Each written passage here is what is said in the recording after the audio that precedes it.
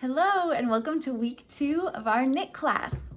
By the end of today's class, you're gonna have a new shirt. Yay! Y'all are doing great working with this stretchy, different fabric, and I'm so proud of you.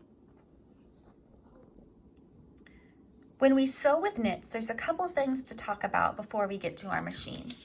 The first is needles. Generally, you'll use this universal needle for most of your sewing projects. But when you're working with stretchy knits, we're going to use this jersey needle. This has a ballpoint end, so the end isn't quite as sharp as the universal needle. And instead of puncturing through the fabric, it's going to bounce into the fabric. That way it doesn't tear the jersey knit. So use the needle that came in your kit for this project. And second, the kinds of stitches that we use with this stretchy fabric will be different than the knit or the woven cottons that we're used to. So we are going to try a couple things on the machine on a scrap piece of fabric that you have. So cut up a little piece of scrap fabric and I folded it over, and I'm going to take this to my machine and just test out the settings with my jersey needle. We're going to be using a zigzag stitch, and I'm going to make the stitch length 1.5 to 2 on your machine. So let's go look at that. So when you look at your machine, you're going to be using a zigzag. So you want this to be at the C. And you want the length to be at a 2, between the 1 and the 2. That'll give it a shorter length of stitch. That way when you pull the two, that way when you open up your seam, it's not going to pucker. That zigzag will be nice and tight, so it won't pop. This is just to show you why we do a zigzag stitch. So here I've just stitched a single straight line, but when I stretch my fabric, it all comes out. All of those seams popped out. So that's why we use a zigzag stitch, because we want it to be able to stretch and not come undone. So let's use our zigzag. So right now I'm just testing out my zigzag stitch on my fabric with this scrap, because I want to make sure I've got all my settings ready on my scrap fabric before I use my pattern pieces. So when you're sewing with this zigzag stitch, because the fabric is so stretchy, you want to be sure that you don't pull on the fabric at all while you're sewing, because that'll stretch it out and make your seam look wavy, and we don't want a wavy seam. So I'm just letting the machine do the work, not pulling at all. And remember to backstitch when you start your project, when you start your seam, and when you finish your seam.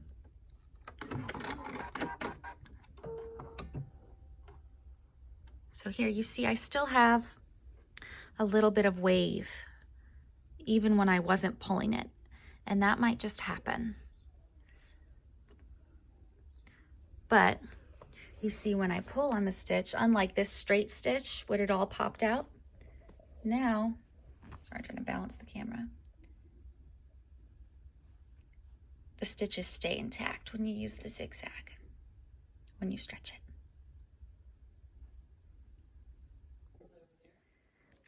And as it says on page 9, you can use a serger to sew this up, your t-shirt up, if you have one. But we're gonna do it using our sewing machine, just because I know that you have one of those. So let's get sewing. The instructions start on page 10. And note that all the seam allowances are 1/4 inch. So we're gonna begin with step 1. With right sides together, align the front and back shoulders. matching the notches, and sew or serge them together. Press the seam allowances to the back of the shirt. So I've got my back laid out with the right side facing up. And remember, with knits, the right side, with this blue knit at least, is a little bit shinier than the other side. But you know, if it's okay, if you're having a hard time figuring out which one is the right and wrong, people aren't going to be able to tell. If you can't tell, somebody's not going to be able to tell when you're wearing your shirt. So don't stress out too much if you can't figure out what's the right and what's the wrong side. But also remember that the fabric will kind of start curling towards the wrong side. So that's the easiest indicator maybe. So now I'm going to lay the top one here.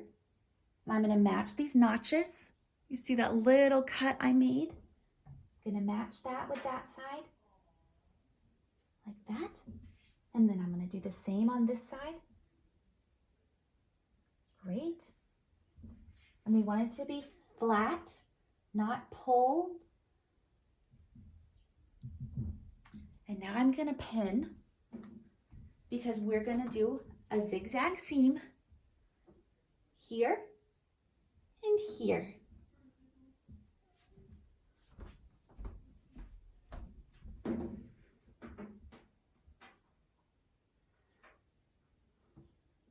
It's also helpful that we tested out our stitches on that scrap piece of jersey because that can be used as our starter at the machine. So sometimes, I don't know if you've experienced it, I certainly have, when I'm starting a new seam, sometimes my machine will kind of eat the fabric. It'll go down into the machine. And one way to really help with that is to use a scrap piece of fabric as you begin and feed that into the machine first. Okay, so I've pinned my shoulders and now I'm going to go to my machine and use a zigzag stitch here and here. And remember to, what's the word? I've lost the word. Lock the stitch here and here. Backstitch, there's the word. Ooh, backstitch at the beginning and the end of your seam. So as I mentioned before, I'm using this little scrap to get my machine going so it doesn't try and eat my fabric. So you don't have to backstitch on your starter piece. And when you are sewing, you want to be sure that your project is supported on the table. We don't want it to hang and pull because that will stretch the seam.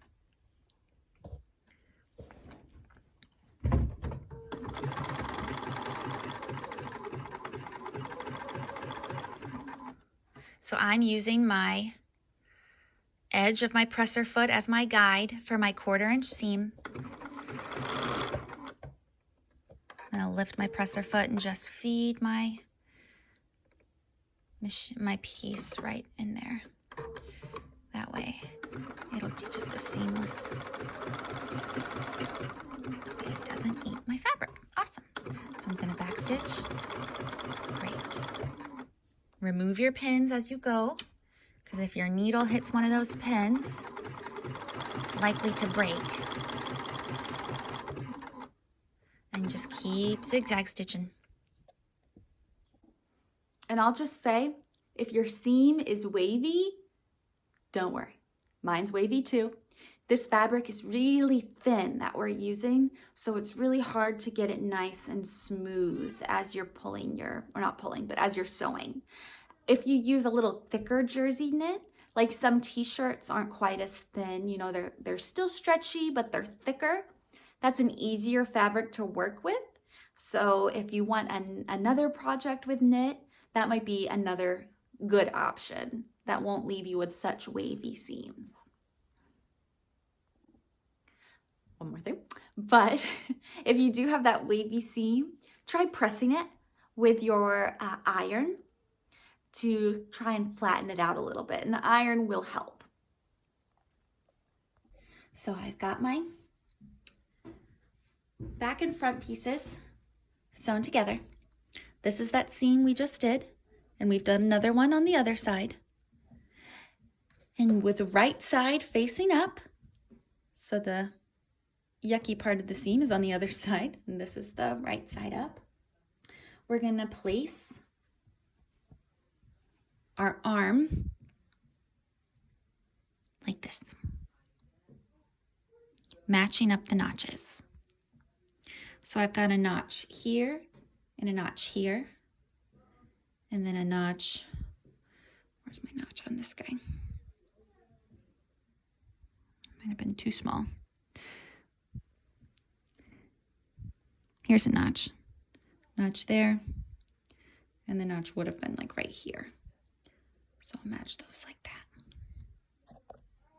You see how I've got a curve here, and the sleeve that we're about to sew on is curving the opposite way.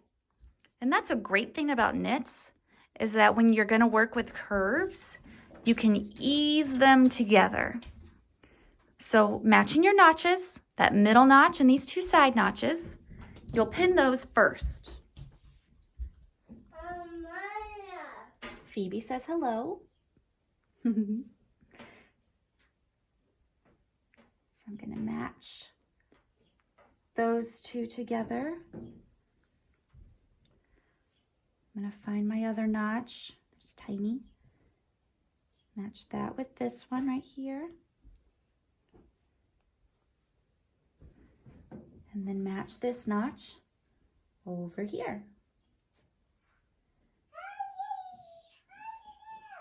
Yeah. And we pin that together there. And now we're just gonna ease the rest of it together. Using my pins, I'm just gonna bring them to meet one another and pin. And then you'll take this to your machine and sew. And remember to go slow with that zigzag stitch.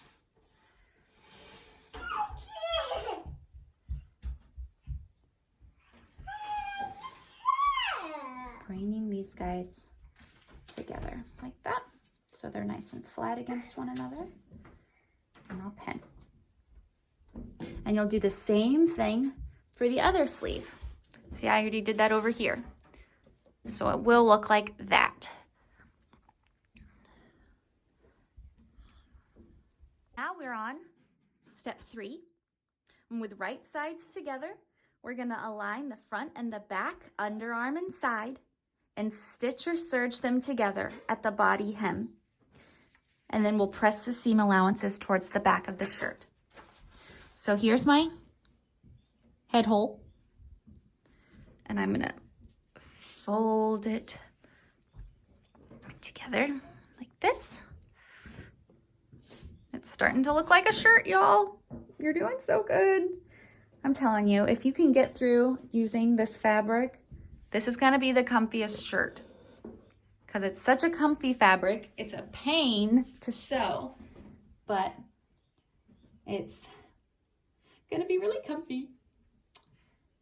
So we're just matching the bottom hem here, the armpit right there in your sleeve. And you're gonna do a seam starting here,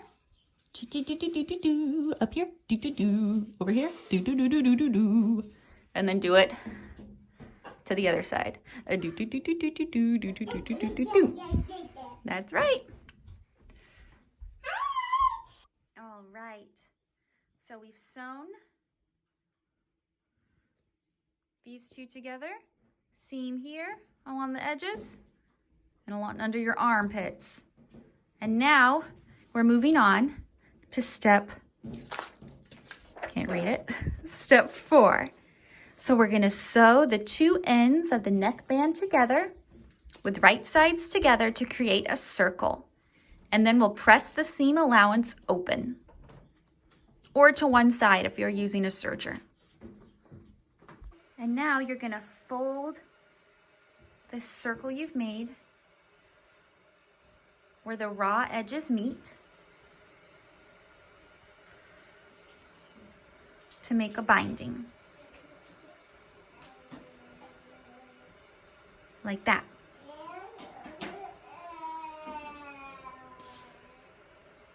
And they say to press it along that folded edge. Turn your shirt right side out.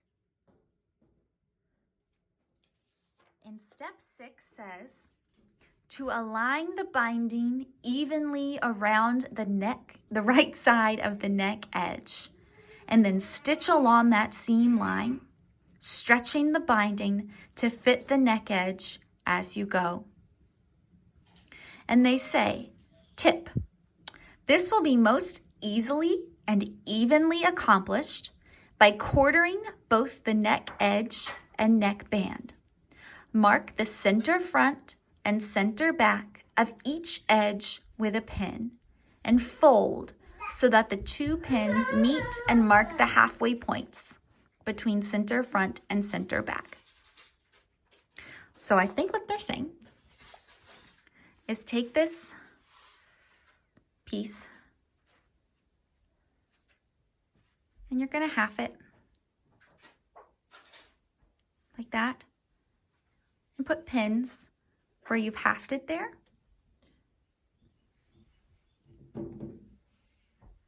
That way you know that you're evenly stretching this guy around the neckline. So I've got 2 pins there, and then I'm going to do 2 pins here. So I'm just marking with 4 pins along the edge of this circle neck piece we made.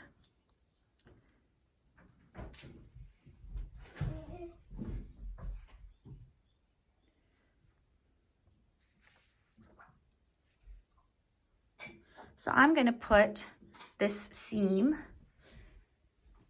in the back here.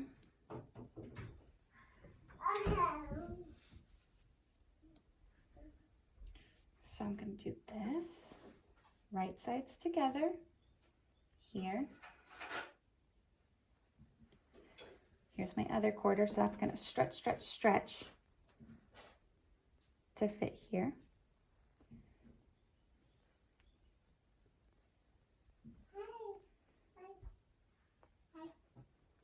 Then this is going to fit the center back here. And this one is going to fit right here on that seam that we made. So, okay, all the raw edges are all on one side. And you're going to stitch a seam around that neck hole, stretching this guy as you go, okay? And then once you've stitched that like that, that top part is done. And what's nice about knits again is that they don't fray. So if you want to just kind of cut a nice straight line along the bottom, you don't have to hem it, but you can. So the next step is just, Step 7, if you would like, you can do another seam like this along the edge of your neck. If you want this to see, I kind of messed up there. If you want this to lie nice and flat, you can do another seam right here, a line of stitching around the edge of the neckline to anchor it. But if you think it looks fine, like I'm not going to do that because I think it looks okay. But you can anchor that seam allowance right here with a top stitch. But then once you do that, all you have to do is hem this guy. So You can fold it along the hem and press, and then do a line of stitching along the edge there, and you'll be all done. Yay! And it's not like knit. If you want, you can do it. I wouldn't, okay, scratch that. I would just fold it over once, because if you fold it over twice, like you're used to doing it with hemming, that adds quite a bit of bulk. And because it's not gonna fray, I would just fold it over once and sew your seam. And then you'll be all done. Yay! And there you have a t-shirt. Once you've hemmed your sleeves, and I didn't even hem the bottom of mine. I just left it raw because I thought it would drape nicer. So you see, I kind of used my scissors and I just made a smooth cut as a way to finish that off. But it won't unravel, so if you, even with the sleeves, if you just wanted to cut, I'm gonna trim my threads off, but if you just wanted to cut a nice clean edge with your scissors, that's perfectly fine. And it still is a shirt. Yay! And listen, if you feel a little defeated or just frustrated by this fabric, don't worry. This is kind of, I think, it's like the hardest fabric to sew with because it's stretchy, it's thin, there's a lot you have to account for when you're sewing with it. So don't fret if this was challenging for you. It was challenging for me too. And that is totally okay. Y'all should be so proud of yourselves. You can tackle anything. Y'all are awesome. And I hope you like your new shirts.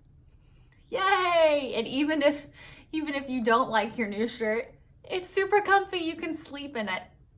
No one has to see it. All right, y'all. I hope you had a great time sewing this pattern, and we will work with woven fabrics again next time. So don't fret. We won't do this again unless you really like it, but we'll go back to a cotton woven, maybe make a skirt or something like that. All right, bye.